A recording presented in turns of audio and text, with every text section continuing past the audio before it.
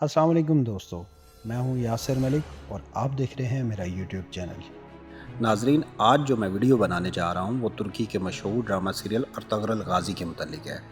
इस वीडियो में हम सल्तनत उस्मानिया के क़याम और अरूज व ज़वाल पर बात करेंगे। नाजरीन, ये ड्रामा सीरियल अर्तुगरुल गाज़ी को तुर्की में 2014 में नशर किया गया, जबकि पाकिस्तान में इस ड्रामे की नशरियात 25 अप्रैल 2020 से जारी है। ये ड्रामा अपनी पहली ही किस्त से भरपूर मकबूलियत हासिल कर चुका है। ये ड्रामा न सिर्फ पाकिस्तान बल्कि दुनिया भर में इस कदर मशहूर हो चुका है कि तकरीबन 150 ममालिक में तर्जुमे के साथ न सिर्फ देखा जा रहा है बल्कि इसे बेपनाह पजीराई भी मिल रही है। नाज़रीन, ये ड्रामा सीरियल एक सच्ची कहानी पर मबनी है और इस ड्रामे में मुसलमानों का असल मकाम और वक़ार दिखाया गया है, जो कि आजकल वो बदकिस्मती से खो चुके हैं। इस ड्रामे का असल मकसद भी मुसलमानों के अंदर वही जज्बा बेदार करना है जिसके तहत वो अपना खोया हुआ मकाम हासिल कर सकें।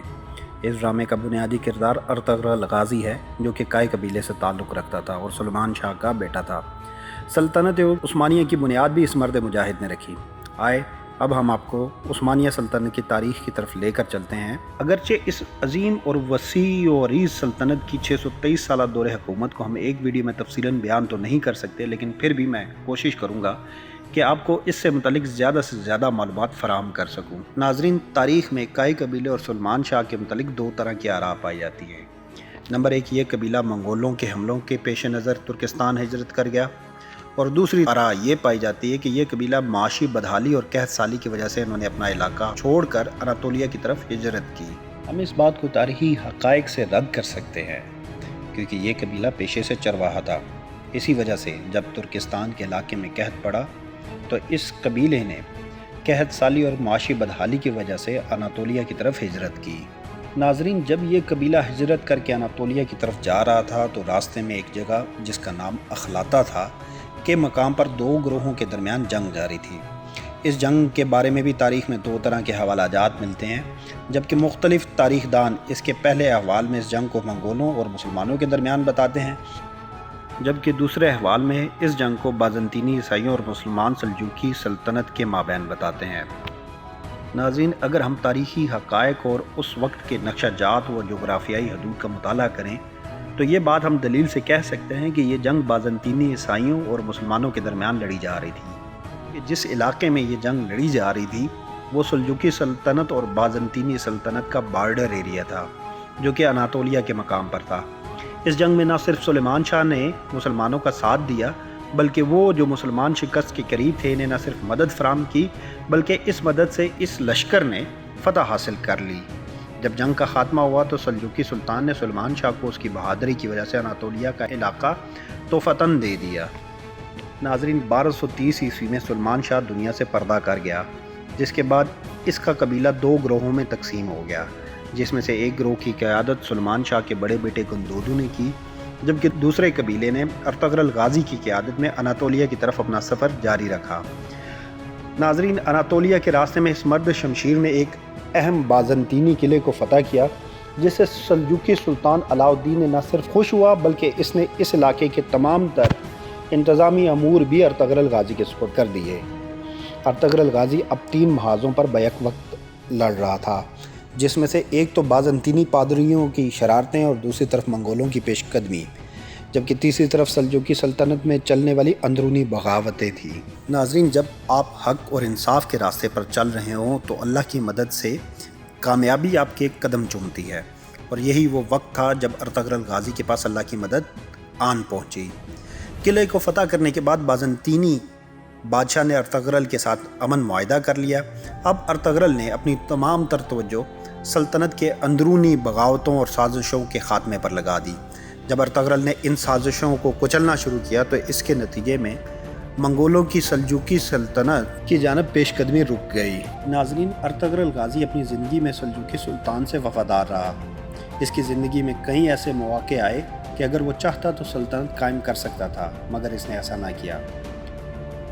दोस्तों, 1258 ईस्वी में अर्तुगरुल को अल्लाह ने एक बेटे से नवाजा, जिसका नाम इसने उस्मान रखा। इसी उस्मान की तरफ सल्तनत उस्मानिया मंसूब की जाती है।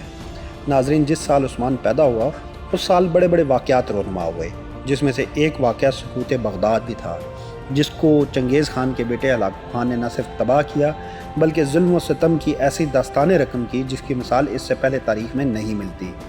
اس ظلم کا احوال ابن کثیر کچھ اس انداز میں لکھتے ہیں کہ وہ شہر کی طرف پلٹے، بچے، بوڑھے، مرد، عورت، جوان، غرض جو بھی ملا اسے قتل کر دیا گیا۔ بہت سے لوگ جنگلوں، ویرانوں اور غیر آباد کنوؤں میں چھپ گئے۔ کئی لوگوں نے اپنے آپ کو دکانوں میں بند کر لیا۔ منگولوں نے ان کو دکانوں سے نکال کر آگ لگا دی جس سے وہ زندہ جل کر مر گئے۔ 1258 عیسوی میں جب ہلاکو خان بغداد پر اپنی خونی یلغار کر رہا تھا، اس وقت ارطغرل ہی وہ واحد مرد مجاہد تھا جس نے نہ صرف اناطولیہ کے مسلمانوں کو اس کے غضبناک ظلم سے بچائے رکھا بلکہ منگولوں کو بھی اس کی سرحد سے دور رہنے پر مجبور کر دیا۔ ناظرین، ارطغرل غازی نے 1299 عیسوی میں وفات پائی، جس کے بعد اس کے قبیلے کا سردار عثمان کو مقرر کیا گیا۔ عثمان اپنے والد کی طرح بہادر اور اعلیٰ قائدانہ صلاحیتوں کا حامل تھا۔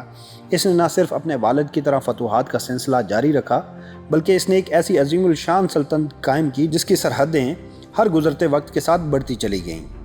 ناظرین، جب عثمان نے قیادت سنبھالی تو اس کو پہلے ہی دن سے کافی مشکلات کا سامنا کرنا پڑا، جس میں سے سب سے پہلی مشکل اس کے اپنے چچا کے بغاوت کی صورت میں آئی۔ اس کے بعد اسے اپنے دور حکومت میں کبھی بازنطینی عیسائیوں کی سازشوں کا سامنا رہا تو کبھی اسے مقامی سرداروں کی بغاوت نے آن پکڑا۔ ناظرین، عثمان بے پناہ جذبہ ایمانی سے سرشار تھا، حتیٰ کہ بروسا شہر کا بازنطینی سپہ سالار نے عثمان کے متعلق چھان بین کی تو وہ اس سے اس قدر متاثر ہوا کہ اس نے اسلام قبول کر لیا۔ عثمان نے جب 1326 عیسوی میں وفات پائی تو اس کی سلطنت کا کل رقبہ 16,000 مربع کلومیٹر تھا۔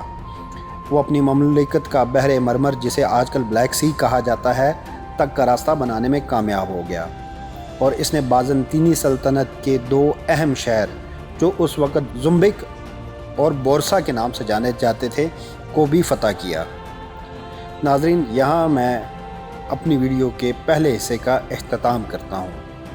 اگر آپ چاہتے ہیں کہ اس عظیم الشان سلطنت عثمانیہ کے متعلق مزید ویڈیو بناؤں تو اپنی آراء کو نیچے کمنٹ سیکشن میں ضرور دیں، میں آپ کی قیمتی آراء کا منتظر رہوں گا۔